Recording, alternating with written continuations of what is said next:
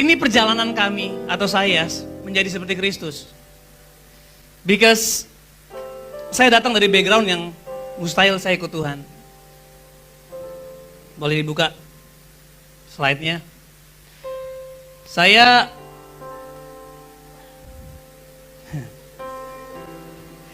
This is me and my ex-girlfriend yang sekarang jadi my wife. Beruntungnya istri saya dapat saya. Kebalik bos. Saya seorang DJ, saya seorang pekerja kreatif, saya seorang event organizer. Saya mantan pecandu, saya juga seorang mantan bandar narkoba. And saya gak pernah berpikir bahwa saya berdiri di depan kalian hari ini. Karena saya berpikir saya dulu sampah. Saya gak pernah percaya Tuhan mau pakai saya gak pernah percaya ada orang-orang yang ikut dan bilang, Bang, gue pengen banget jadi kayak lo. Bang, gue pengen banget punya dampak kayak lo. Saya bilang, gue gak pernah mau. Gue kehilangan mimpi gue beberapa puluh tahun lalu. Tapi Tuhan gak pernah hilang mimpi sama gue. It's not about you, it's not about what you cannot do. Ini bukan tentang apa yang kamu bisa lakukan, bukan tentang apa yang kamu gak bisa lakukan. Ini tentang Tuhan yang ada dalam hidupmu. Saya pakai narkoba, saya bahkan kalau lihat fotonya, next slide. Iya, udah botak, gundul, gak ada masa depan, pakai bunga lagi. Yang lebih sial, yang ini temenan sama ini yang lebih sial. Saya pakai narkoba, karena saya percaya saya sampah, saya lakukan hal-hal yang nyampah. Saya SMP di skors karena melakukan hal yang gak terpuji, ya. Lalu saya masuk SMA, saya di drop out karena ketahuan pakai narkoba. Lalu saya mulai belajar. Saya percaya gak ada anak Tuhan yang bodoh, gak ada manusia yang bodoh. Yang ada cuma malas. Saya ketika di drop out, saya mulai belajar. Saya dari juara kelas. Saya masuk IPA, di kelas cuma 3 orang cowok. Saya menang Olimpiade Matematika di Jabodetabek. Terus, tapi karena itu dia kepuasan. Akhirnya saya masuk, mimpi saya jadi dokter gigi. Makanya saya cocok sama Ko Agung, dokter hewan, dokter gigi. Jadi kalau ada anjing sakit mau pakai behel datang ke saya, gitu kan? Tapi ini dia teman-teman, saya nggak jaga hidup. Ya, saya masuk kuliah dan saya malah naik level, jadi nggak hanya pemakai tapi jadi bandar. Dan saya digerebek sama polisi di semester 4. Saya ketangkap dengan pacar saya hari itu. Ketangkep sama Kak Joanna dan saya masuk ke kantor polisi. Dan di situ pertama kali orang tua saya pertama kali ketemu sama orang tuanya Kak Joanna. So saya ingat saya di depan kantor polisi. Saya takut kan, aduh pertama kali ketemu bokapnya Joanna di mana? Kantor polisi. Pertemuan keluarga yang kurang romantis, bukan di Candi Borobudur, di Polres Pamulang makan tuh ya kan. Lalu saya takut, akhirnya bokapnya Joanna datang, naik ke tangga. Saya tatap matanya dia dari jauh. Lalu ada sebuah lagu, You Are Beautiful, Beautiful. Kagak gitu, gue tegang men. Jadi ini pertemuan keluarga yang, come on. Pertama kali pertemuan keluarga di kantor polisi. Masa depannya mau jadi apa nih orang? Apalagi mereka menikah. Orang nikah normal aja bisa cerai. Apalagi pernikahan antara bandar narkoba dan pasiennya. Tapi hari ini harusnya teman-teman lihat, walaupun saya belum sempurna, tapi I know, firman Tuhan mengatakan saya terang dunia, nothing can change that. Singkat cerita saya mulai masuk pelayanan, dan karena saya seorang DJ, saya melayani di gereja sebagai orang DJ. Saya bikin KKR di 6 klub terbaik di Jakarta. Makanya kami dibilang gereja sesat. Saya gak peduli, yang saya tahu cuma saya mau layani generasi. Saya masih ngerokok hari itu, tapi I don't know. Gue udah diselamatin Tuhan. Gue udah dijamah Tuhan. Gue mau layani Tuhan. Saya tinggalin semua bisnis saya bilang, saya full time. Gak ada gaji. Setiap hari ke gereja terus, saya udah punya anak waktu itu. Saya gak peduli, saya bilang, Tuhan selamatin saya. For a purpose pasti. Akhirnya saya bikin KKR di klub to klub. Kami main DJ dan ada kesaksian. Dan kami gak larang orang merokok. Orang datang, lah kok kesaksian, kok khotbah, bertobat. Dalam waktu 1 tahun kita menghasilkan komsel 38. Nah isinya ini bukan yang oke, bikin komsel di Jakarta Barat belum ada, kamu ya, enggak. Orang datang pemakai narkoba, pecandu, nggak bisa lepas dari porn, bilang gue mau dong bikin komsel. Mereka jangkau 38 komsel dalam waktu 9-10 bulan. Orang-orang yang hancur-hancur. Itu kenapa teman-teman, dari mana kamu datang, Tuhan akan suruh kamu kembali untuk menjangkau areamu. Kenapa kamu lahir dari keluarga broken? Because God called you to save the broken. Kenapa kamu punya keterikatan? Itu bukan Tuhan yang buat. Tapi selalu ada purpose. Di mana lu kamu berada, di situ jawaban buat bangsa ini. Singkat cerita akhirnya, puji Tuhan, Tuhan rubah kami. Saya menikah dengan istri saya, dengan pacar saya hari itu, dan kami menikah di tahun ke-11 tahun ini. Boleh slide-nya di next.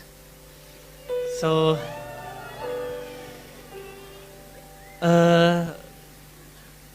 teman-teman, aku mau bilang gini, hidup kami banyak keterbatasan.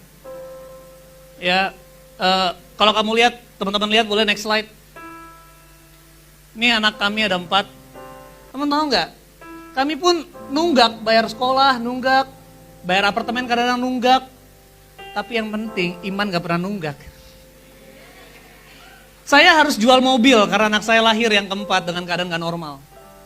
Lahir dengan keadaan lubang jantung ada sekian banyak. Lahir dengan diklaim bahwa umurnya paling cuma newborn 3 bulan. Dia punya kelumpuhan di badan. Saya layani Tuhan loh. Tapi saya bilang, Tuhan, saya layani Tuhan bukan untuk saya. Saya mau layani Tuhan buat generasi ini. Walaupun anak saya lahir dalam keadaan gak normal, saya tahu Allah turut bekerja dalam segala hal untuk mendatangkan kebaikan. Saya harus jual mobil buat biaya perawatan anak saya. Saya bilang, kalaupun saya harus jual apartemen, saya harus jual semuanya, saya harus pindahin sekolah anak saya dari internasional kepada penabur, gak mampu lagi masukin negeri, gak mampu yang gak usah sekolah. Jual semuanya, turunin standar, asal iman jangan diturunin standarnya. Because jawabanmu ada di imanmu. Kalau kamu hari ini hanya ingin mendapatkan jawaban, Tuhan aku ingin menambah iman, asal jawaban datang dulu, you will never go that far. Jujur, saya punya 1000 alasan buat kecewa sama Tuhan. Tapi buat saya gini, keselamatan saya cukup. Saya yang tadinya terikat narkoba, terikat masturbasi, terikat pornografi, terikat kebencian, terikat semuanya terikat. Tuhan bisa bebasin karena anugerah dan kasih-Nya. Lah masa cuma gara-gara satu anak lahir, gak normal, saya kecewa sama Tuhan. Saya cuma tahu gini, ini anak jadi jawaban buat bangsa ini. Akan jadi jawaban buat bangsa ini. Kenapa? Karena kita terang dunia. Saya bersyukur bertahun-tahun akhirnya Tuhan pulihkan kami punya hidup, pulihkan kami punya finance, pulihkan kami punya keadaan. Saya berpikir dulu, wah Tuhan, saya mau jadi apa? Saya di drop out dari kedokteran gigi. Tapi sekali lagi teman-teman, kamu bisa melakukan kesalahan dan kamu kehilangan kamu punya mimpi. Kamu bisa mengalami kesalahan dan kamu kehilangan seseorang. Tapi kesalahanmu gak pernah membuat kamu kehilangan Tuhan. Karena Tuhan sudah mendapatkan hidupmu. Ketahuilah Tuhan gak pernah tinggalin kamu. Sekalipun. Nah, kita bilang gini, walaupun kamu meninggalkan aku, walaupun kamu gak setia, tapi aku tetap setia. Aku dipercayakan untuk melayani Tuhan, menjadi gembala di sebuah gereja, baru 2 tahun, isinya anak muda. Ya, banyak orang malas layani anak muda, tapi saya bersyukur ada Ko Agung dan gereja ini yang begitu haus dan rindu untuk melayani anak muda. Dan saya, boleh next slide, saya melayani juga sebagai host ya di Generasi Seru, dan sekarang kami baru bikin program di Pijar TV. Saya berpikir bahwa Tuhan, ketika saya di drop out, saya bisa jadi apa? Tapi ternyata gini teman-teman, sekalipun kita kehilangan mimpi kita, ingat ini, Tuhan gak pernah kehilangan mimpi atas hidup kamu. Gak pernah. Gak ada satupun kesalahanmu, gak ada satupun kuasa iblis yang sanggup mencabutmu dari tangan Tuhan, kecuali kamu sendiri yang memutuskan. Tapi kapanpun kamu memutuskan untuk balik dan serius sama Tuhan, Dia akan pulihkan, bahkan Dia akan angkat kamu seperti yang gak pernah kau bayangin. Nah teman-teman, this is my life. What about you? Apakah saudara lebih rusak dari saya?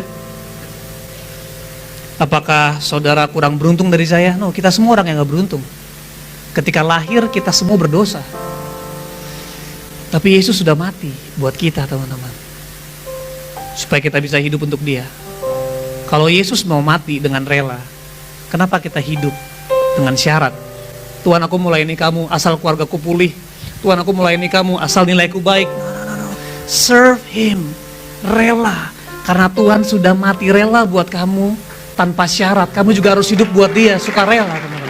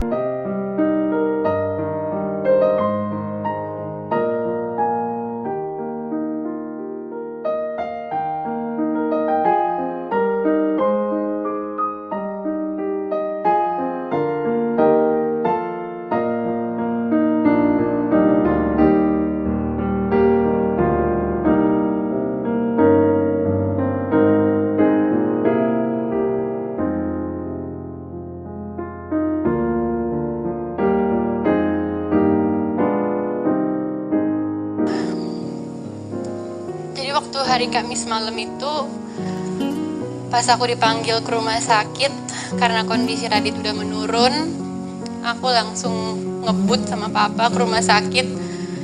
Dan ternyata di tengah perjalanan rumah sakit nelpon lagi dan bilang kalau Radit udah nggak ada.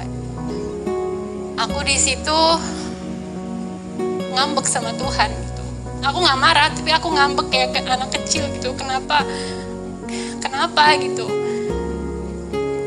Sampai kemarin hari pertama, hari kedua aku bener-bener gak bisa berhenti bertanya kenapa aku kangen banget sama Daddy, kenapa Tuhan gitu. Cuman dalam beberapa hari ini aku ngeliat dampak yang Dia buat.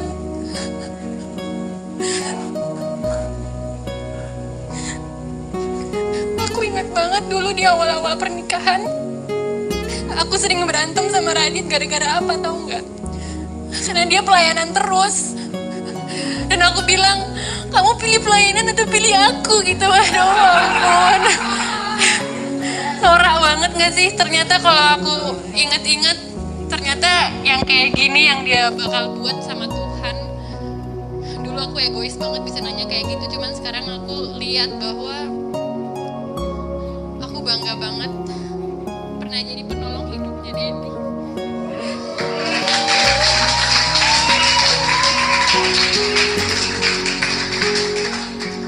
Sekarang aku mau memuliakan Tuhan. So thank you Daddy udah jadi imam di keluarga ya Bang ya. Thank you juga sekarang berdiri bersama-sama aku dan keluarga untuk memuliakan Tuhan.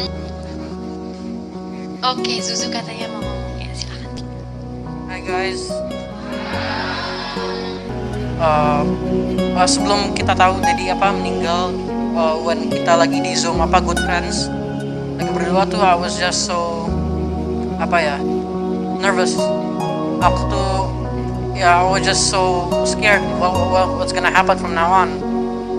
Ya, aku tuh I just wanted that if like I just want Daddy to hidup and he will just shake the whole world with a story. Ya, tapi I just want to say that God has a better plan than all of us. Ya, our plans kita tuh maunya stuff. We just want stuff for ourselves. We just want ourselves to be happy. We just want our own happiness. Tapi God, He has His time. Yeah, what He wants is always better than our desires. Yeah, we could never understand it until we meet Him in heaven. Yeah, but from now on, we just have to keep rejoicing that now Daddy is feel no pain anymore. Dia udah he is at peace. He is at rest with God. And I'm just yes, I feel so sad about this and all of this. Yeah, tapi also feel so proud when aku waktu pertama kesini pertama ke this place, I just saw so many people. I'm just so proud. Like, just look at the many things that He has done. He has impacted so many people. He has blessed so many people. Yeah, He has told me about God, and if He wasn't there, I wouldn't have been doing this right now. I wouldn't have the courage. I wouldn't have faith in God right now. So I just want to say that kita semua harusnya we should not be sad that He is not with us anymore. Ya, harusnya kita bersuka cita because He's finally at rest. And as a lot of people said, He has left us with the responsibility to continue His legacy. I'm sure if He was here, He would be so happy. Looking at all of us rejoicing, singing praise, worshiping God, he would be so happy. So I just want to say, that we should keep rejoicing. We should not think of this as a punishment. We should think of this as a blessing from God.